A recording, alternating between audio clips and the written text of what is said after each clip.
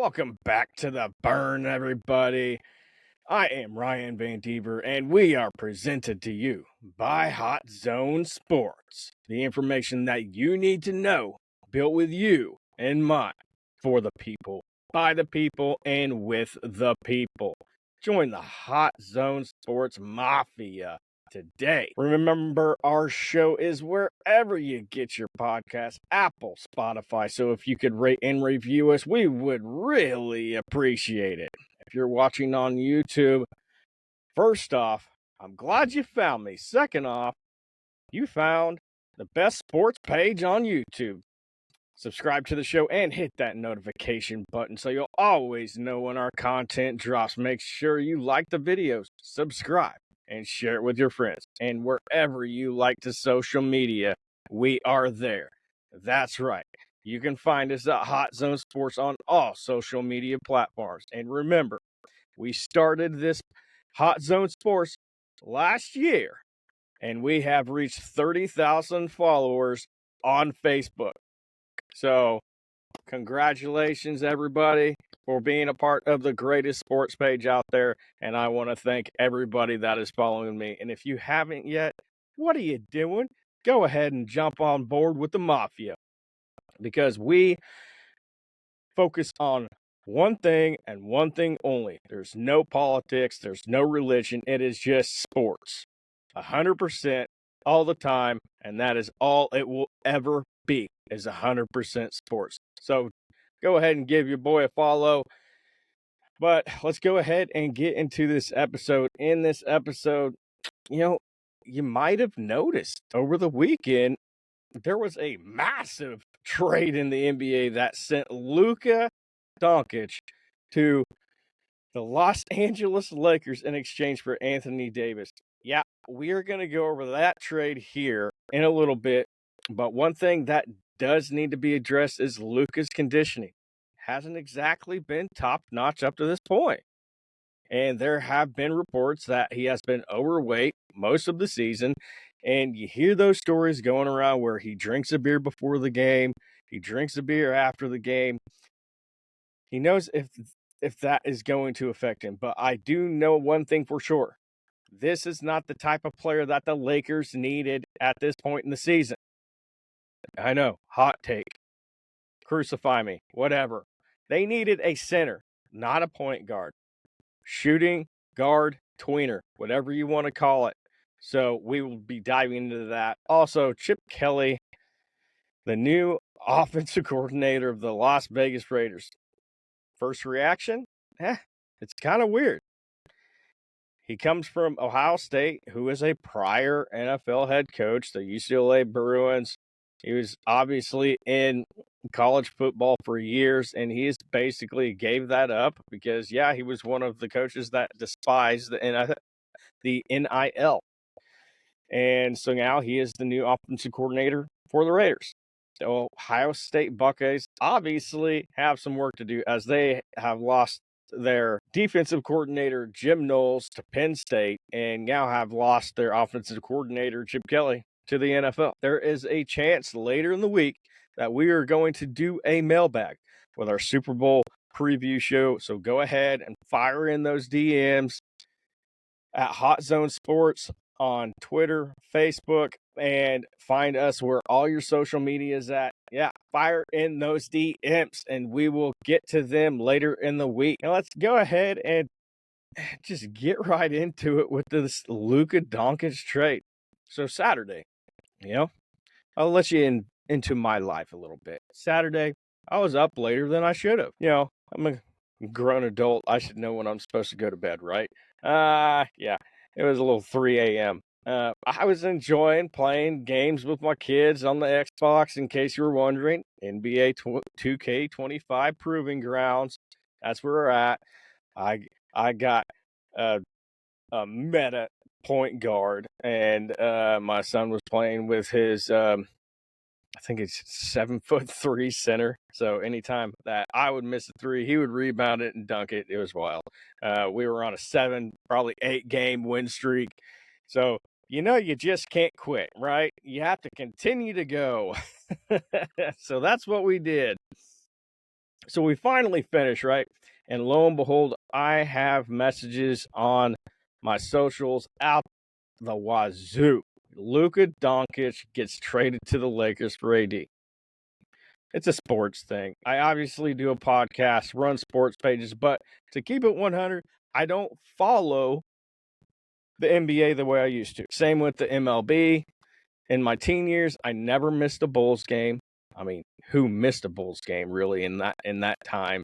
You know, with Michael Jordan, Scottie Pippen, Tony Kukoc, Bill Winnington. Like you can go up and down the list. And then the same thing with the Shaq, Kobe Lakers, Showtime Lakers. Never missed a game, but yeah, not so much. There's just a lot wrong with the way the NBA is run right now, and I don't like how it's just you can throw up like 50 or 60 threes a game and there's no defense being played. So it kind of rubs me the wrong way. But I digress. But I still follow the main headlines. But I love the transactional side of it. I mean, who doesn't? Who doesn't love trades? Who doesn't love big time, superstar athletes getting traded to a new team? Like, who doesn't love something like that? But at first glimpse, when I got those notifications, I was like, yeah, this is a joke. Is it April Fool's Day yet? I knew it was the 1st of February. Well, so I was like, is it April yet? Yeah, it wasn't.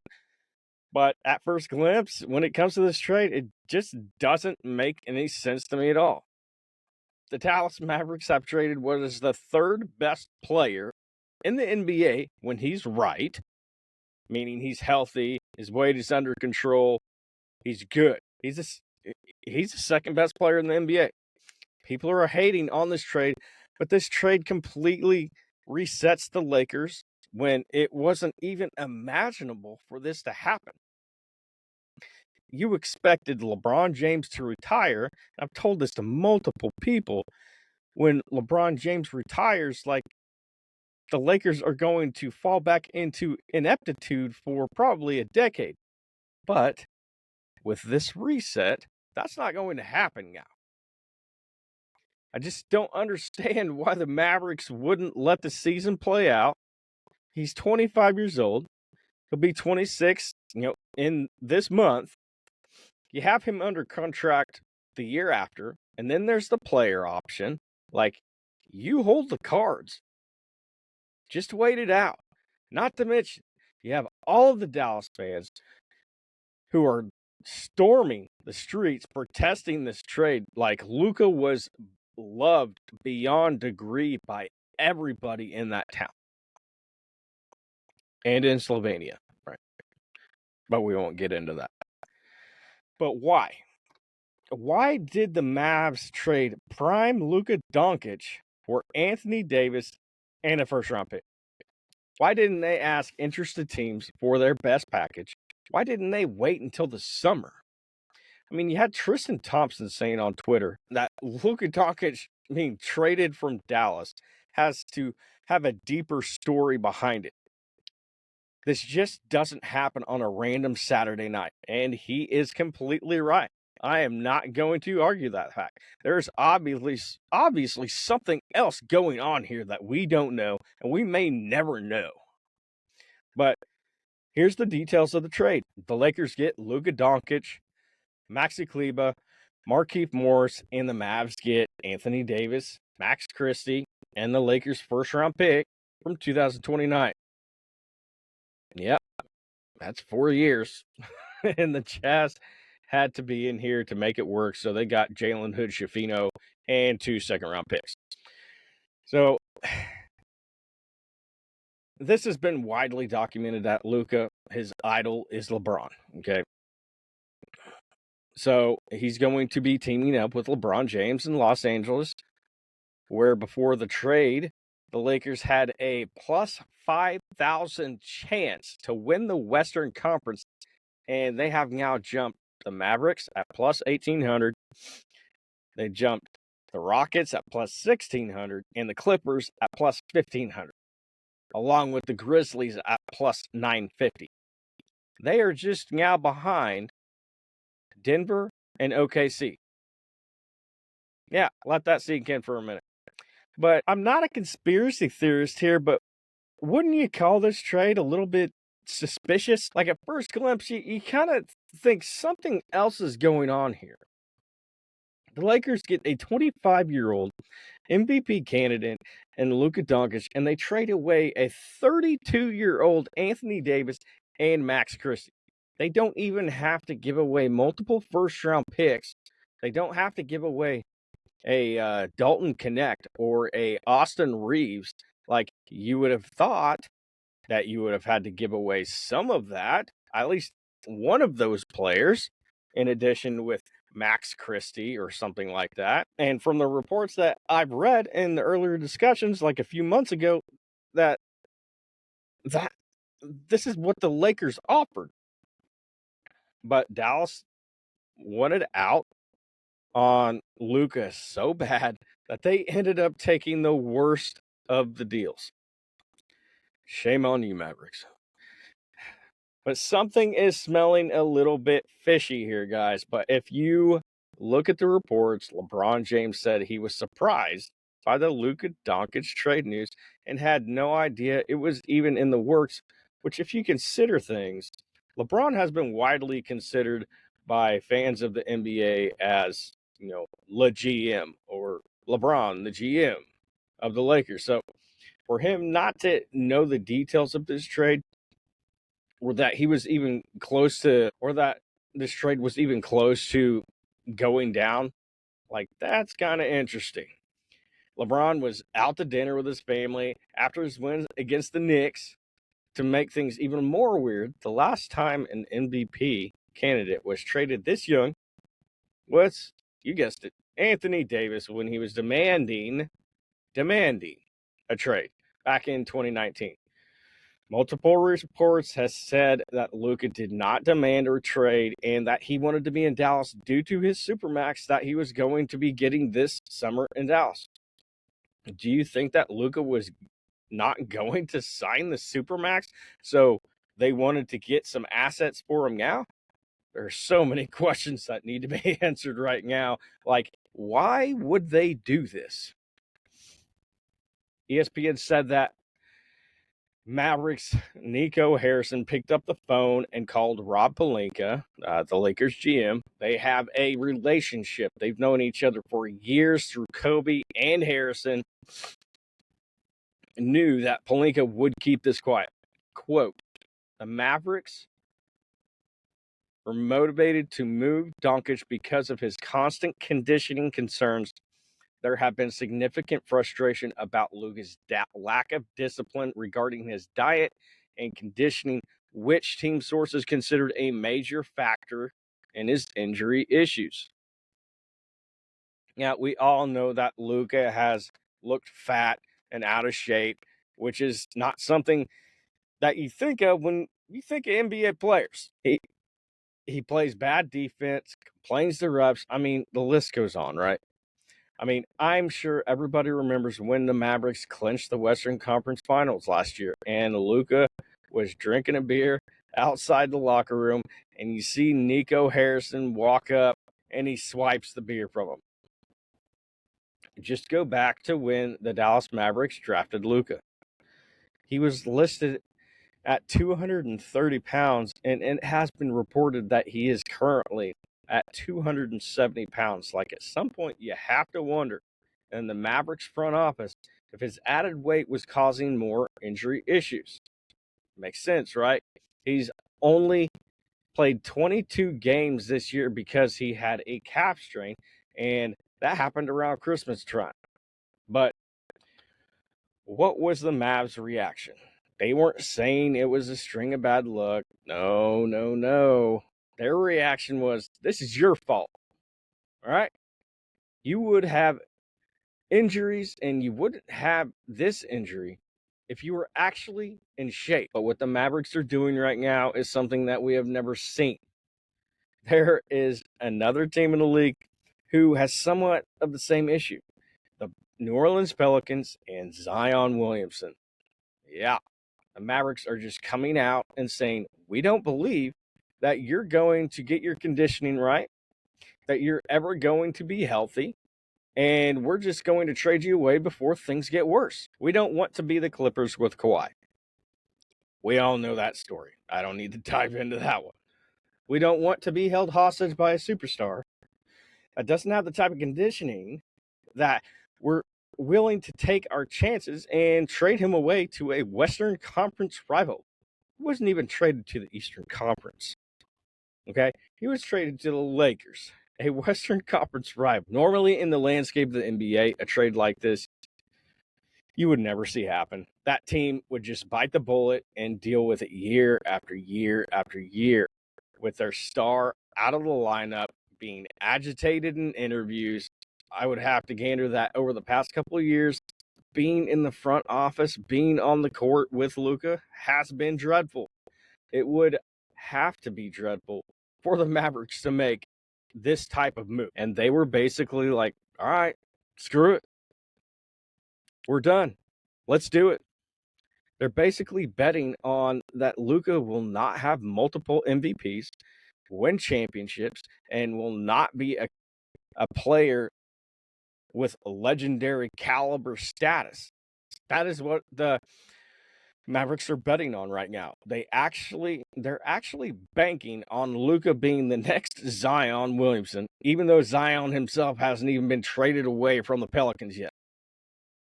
That is what they are banking on, that his career is going to take a deep and fierce downward spiral. But this trade still does not make any sense why Anthony Davis would be involved in the trade, who is 32 years old and injury prone. If you watched any bit of the NBA, you've noticed ever since the Lakers have acquired Anthony Davis, he has had injury after injury after injury.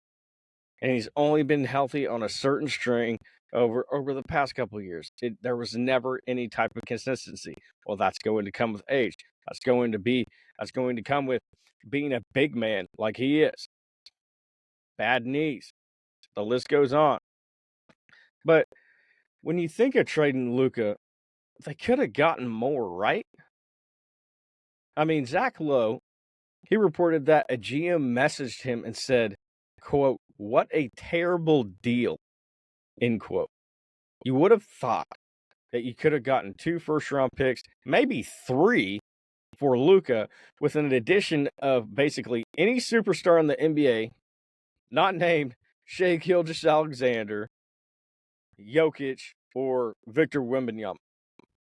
I mean, you have to think in the back of your mind that even the Golden State Warriors would have had deep conversations about trading Stephen Curry to the Mavericks for Luka. Now, don't crucify me for saying this, but they probably wouldn't have done it because of the sentimentality of what Stephen Curry means to the Warriors franchise as a whole. But I'm saying, there would have been conversations. Like, we've seen what Stephen Curry has looked like for most of the season. He's hasn't completely looked like himself. And you can say it's age. You can say that he's regressing. He's not regressing. I've seen that online. He is not regressing. Age, it's crazy. It does things to you. So they would have had these conversations.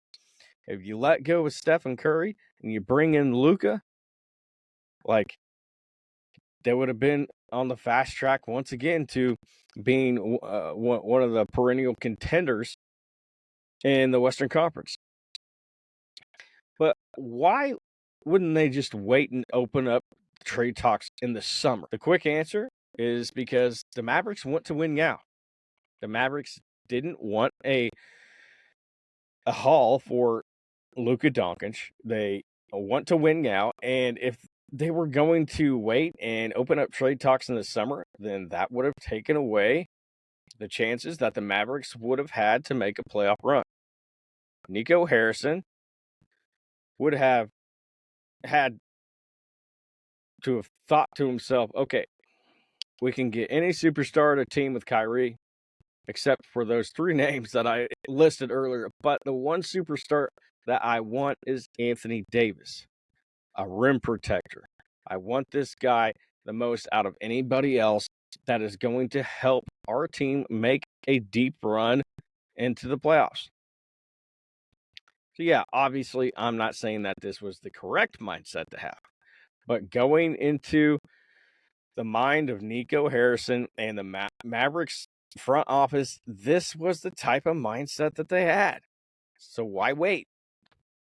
To go on further into this point, Nico Harrison told ESPN that, quote, I believe that defense wins championships. I believe that getting an all-defensive center and an all-NBA player with a defensive mindset gives us a better chance. We're built to win now and in the future, quote, end quote. So you're basically saying that you traded Luka Doncic away because he's really bad at defense. He has no effort whatsoever. There's no drive when it comes to defense. It's like a lot of the Madden players out there. They only want to play the offensive side of the ball. They don't want to play the defense. But, that's a good comparison. But it's just crazy that they would want to get rid of Luka. I mean, we all know that he didn't play a lot of great defense. I mean, you saw it in the finals last year when the Mavericks went down 3-0, and Brian Windhorst went out and just completely torched Luka Doncic, and saying that he is the reason why the Mavericks are down 3-0. So, Anthony Davis and Max Christie, by the way, who has come on, and he is now a 3-and-D type of player. So now you have a true center next to AD with Gafford and Lively when he gets back from his injury. Kyrie, he's obviously going to be running the point with Spencer Dinwiddie as his backup. But unless the Mavericks win a championship this year, which is highly unlikely, I do not see it happening, because we have seen how the Nuggets are playing, which is a lot better than the way they were playing at the jump. And the OKC Thunder, they have been playing like lights out all year long. Doesn't matter if they got Holmgren or they don't got Holmgren, they're still dominating. And you got SGA, a front runner for that MVP right now. But unless they win the championship, then this is going to be considered one of the dumbest trades in NBA history. There's no fact. That's what it's going to be. There's no doubt in my mind. Now, don't get me wrong. Luka can be a headache. We have seen it on the court plenty of times. We have seen it off the court. But do not get it twisted, folks. His career scoring averages. You have Michael Jordan at number 1 with 30.12 points per game. And at number 2, you have Wilt Chamberlain with 30.07. And Luka Doncic is sitting there at third with 28.65. And on top of that, the only players to average 25 points, 7 rebounds, 7 assists are Oscar Robertson, LeBron James, and you guessed it, Luka. I understand this word gets thrown out a lot, but generational. But this is a generational talent. He's one of the best we have ever seen. And to trade a 25-year-old Luka Doncic in his prime is like when the Clippers traded SGA. Yeah, I didn't forget about it, Clippers Nation.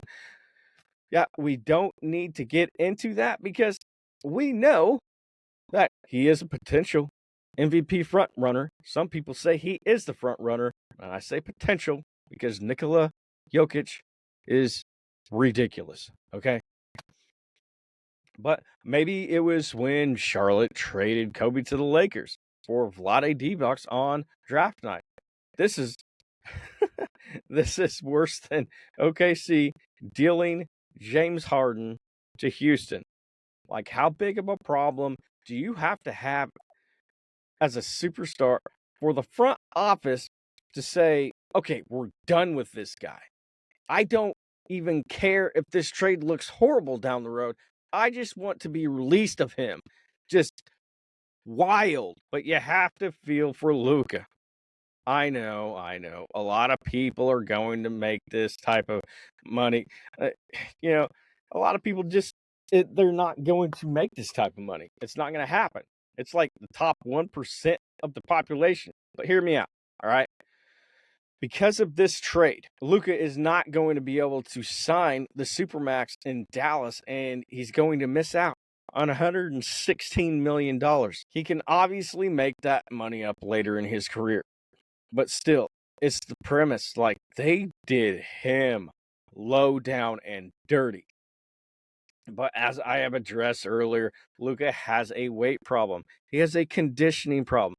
So is putting him with an elite talent whose conditioning is always on top notch, and LeBron James being Luka's idol, is that going to be enough for Luka to change? Is he just going to flip that switch overnight? Will it be a so-called wake-up call? I'm kind of surprised that the Lakers have better odds of winning the West with putting Luka on the same roster as LeBron James, who, I mean, if you really think about it, they have pretty much the same skill set, and your center is going to now be Christian Wood. Now, they don't have a lot of balance across the board like the Mavericks do. You have Austin Reeves. Did you really need another one-way player to handle the ball? The answer is no. No, the answer is no. What does make sense is trading away another first-round pick and Austin Reeves to get that big man that you need, that rim protector, that glass cleaner. But on the flip side, would you just want to hold on to Austin Reeves and that first-round pick and just build around Luka when LeBron James is more likely to retire in the next couple of years? Because right now, the way the Lakers roster looks, they probably have about a 10-year window. When LeBron James retires, maybe the Lakers don't want to go in. They don't want to go all in this season. But if there's one thing you can say about this trade, is probably the most shocking trade of all time, not just in the NBA or Major League Baseball or the National Football League, just across the board, the most shocking trade of all time. Now, I would like to mention that I saw this last night, and it just, God, it's just crazy. Since the trade, the Dallas Mavericks Instagram account is probably higher now since I saw this last night. They have lost 700,000 followers. I know people on social media are like, well, what does that mean? That means, I've seen stars traded before. You saw Anthony Davis get traded. You saw multiple players leave their teams, but the stamp that he made on the city of Dallas and the franchise is wild, and they did him completely low down and dirty. I mean, Luka just lost. He just bought a $15 million house last week. A 5-time first team All NBA. He's 25. Like, wow. He just left the Mavericks to the finals, and he gets traded. This has to be up there as one of the craziest trades I've ever seen. I'll just say this. The Mavericks gave up on Luka before the Pelicans gave up on Zion. Let that sink in, because I still haven't figured that one out. Like a lot of NBA fans, I thought when it happened, it was fake. But as we found out, it was not. And the rosters have even been updated on NBA 2K25, so go ahead and check that out. No, I'm not sponsored by NBA 2K25. I wish. But say what you want about his weight, but if there's one thing that you can say about Luka Doncic, is that fact that he is a generational talent and he is in his prime. But there's also the possibility that he could go to the Lakers. He could add more weight. He could be injured more. And the Lakers will have mud on their face. But I do not see that type of scenario playing out that way. Luka is just too good of a player. And it's like when your boss at work expects a certain type of production out of you on a daily basis. He expects this type of work ethic. He expects you to show up, 10 minutes early, because if you show up 10 minutes early, you're already late. You show up earlier than that. These certain little parameters that your boss expects of you. Well, right now, LeBron James is going to be his boss. And so are you going to let LeBron James, who's 40 plus years old, just work his tail off and his conditioning be on point? Like, I'm sure you've seen pictures of LeBron James just being completely jacked. Is Luka Doncic just going to sit back and be like, okay, yeah, I'm just going to get fatter. I'm just going to let my conditioning just continue to be the way it is.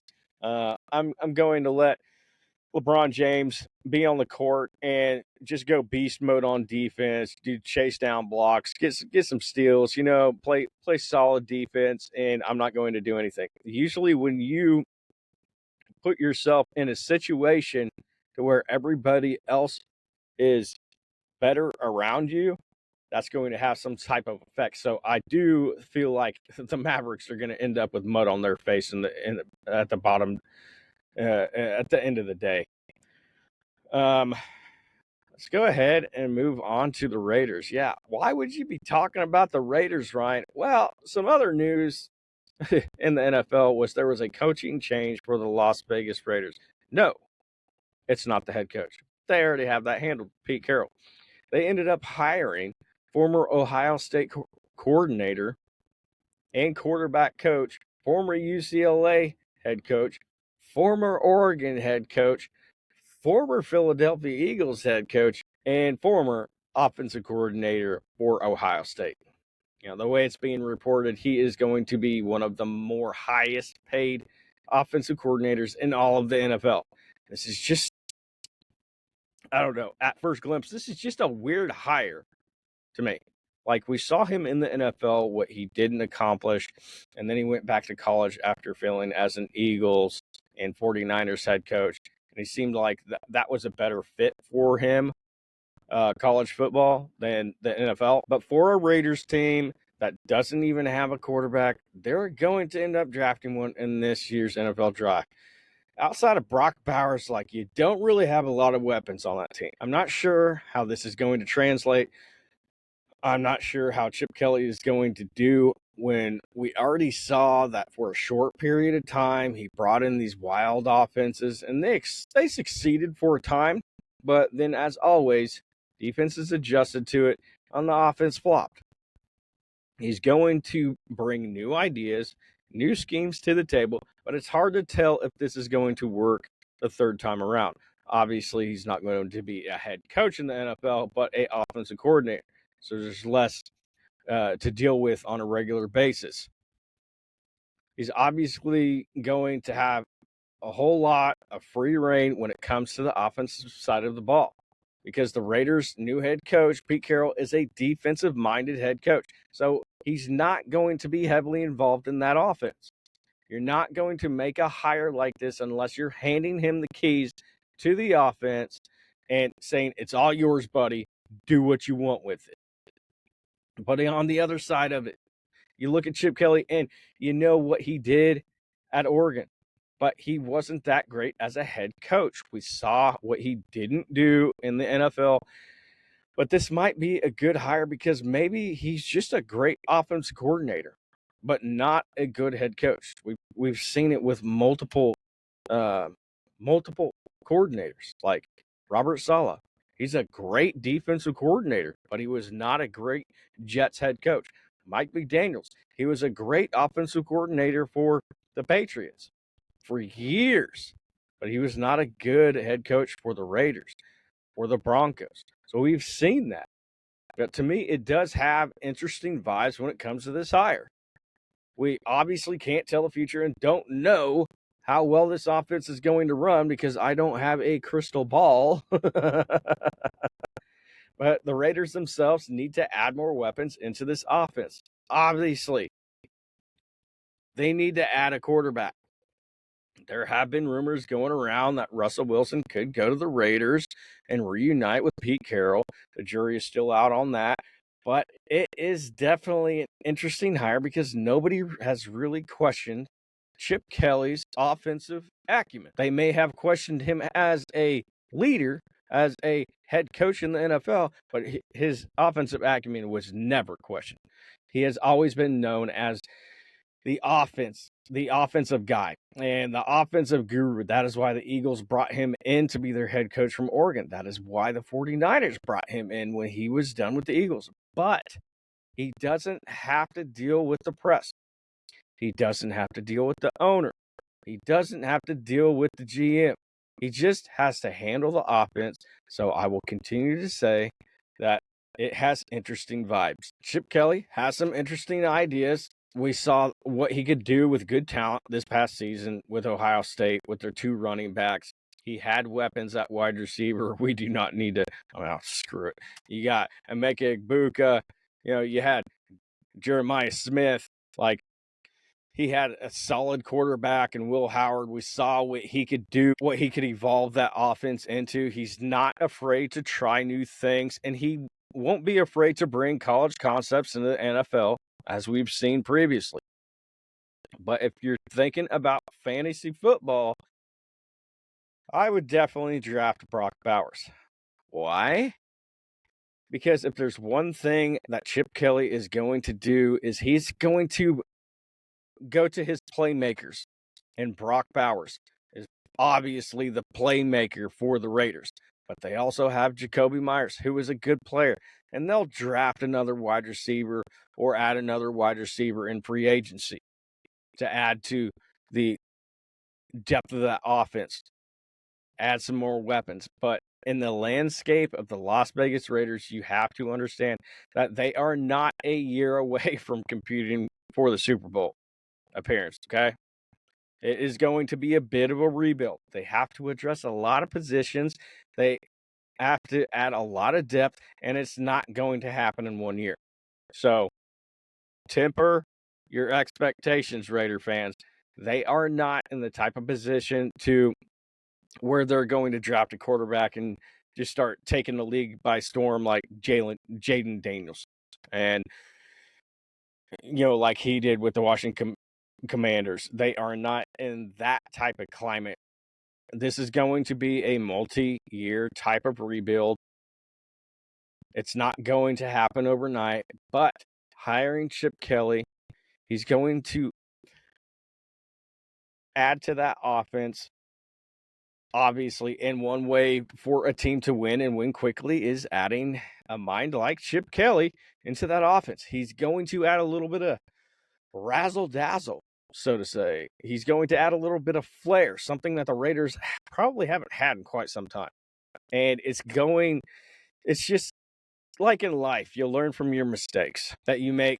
I don't think there's going to be a macrobiotic diet or, protein bars. He's not going to go above and beyond, with his dietary restrictions that he was doing when he was coaching the 49ers and the Eagles. That's not what this is going to be. He does know what works in the NFL and what doesn't work in the NFL. He's been there, done that, and he's going to lean on that knowledge. He knows what is going to translate in the NFL and what is not going to translate in the league when it comes to offense. What a lot of people don't realize is that he wasn't just on the Raiders list for offensive coordinator. He was on multiple teams' lists, even the Texans, the Jaguars, Buccaneers. Yeah, what I have heard is that Pete Carroll being named the head coach, the offensive coordinator, was going to be in the driver's seat to being the coach in waiting. So there's that dynamic as well. I think this had a huge role into why Chip Kelly took this job over others. Pete Carroll, he signed a 3-year deal with an option for a 4th, and he's 73 years old going on 74. And so he knows that the end is drawing near, and at some point, he's going to have to pass off the torch. I don't think that you need the succession plan to be enforced right now, but you're going to want something in place. We have all assumed that Chip Kelly is never going to coach in the NFL again. And that is not the type of assumption that would be correct. Did Chip Kelly not do well in Philadelphia? Yeah. Did he do horribly with the 49ers? Yes, again. But if you coach in the best division in football and you have 2 to 3 solid years as an offensive coordinator of an up-and-coming team that's rebuilding right now, obviously, but as an up-and-coming team that results in some playoff appearances, and Pete Carroll, Tom Brady, and Mark Davis, they say, hey, Chip Kelly, what do you think? I mean, this is the NFL. Crazier things have happened. But to be under a coach like Pete Carroll, who is universally loved by his peers, players, staff members, everyone loves this man. It's the perfect opportunity to get Chip Kelly's foot in the door and see a true leader of men, Pete Carroll, and how he does things. But Kelly has never been questioned about his offensive acumen. Where he did have issues was leading a franchise, and this is just that perfect opportunity. But the two-headed monster at tight end and the improving offensive line, I think as a Raider fan, you have to be excited about this hire. The creative two tight end sets that Kelly was implementing at Ohio State on his way to the national championship. You've got two great players at the tight end position of two different archetypes. It's really a place where Kelly can take advantage of this and win. Raiders fans are going to like the way this offense looks. But coming out of college, you have some familiarity with these college quarterbacks that are coming into the draft. You obviously worked with Will Howard, and you played some of the top-tier quarterbacks that are going to be in this draft. You've seen them on tape. You know what their strengths and weaknesses are. So you're going to be able to help the quarterback along with his progression, whichever quarterback that you draft. But you have to wonder if they're actually going to go after Will Howard like he's a day two type of quarterback in the NFL draft. Or if you're going to have enough capital to be able to climb high enough to draft Cam Ward or Shedeur Sanders. The Raiders could easily draft a quarterback in day two like Riley Leonard, Will Howard, or even Jackson Dart, and just select a top wide receiver in the first round to add another weapon to this offense. There's going to be a lot of developmental prospects of the quarterback position taken in day two of the NFL draft, but as it stands right now, the top two quarterbacks in the NFL draft is going to be Cam Ward and Shedeur Sanders by a country mile. I personally don't see another quarterback being taken in the first round. I know there's been, with the Senior Bowl, a massive hype drain for Jackson Dart to go in the first round, but I just don't see it. Yeah. But if the Raiders can't get into the top two, then I can easily see them taking a day two prospect and allowing him time to develop. But one thing we should always remember is that Tom Brady is a minority owner, and I think that he is going to have a lot to say in these meetings as to what they should do in the NFL draft. Should they trade up and draft Shedeur Sanders? Does he have that type of talent? Because I know that Sanders is really close with Tom Brady. I mean, Shedeur Sanders has even told reporters that he models his game after Tom Brady. So there's that aspect of it too.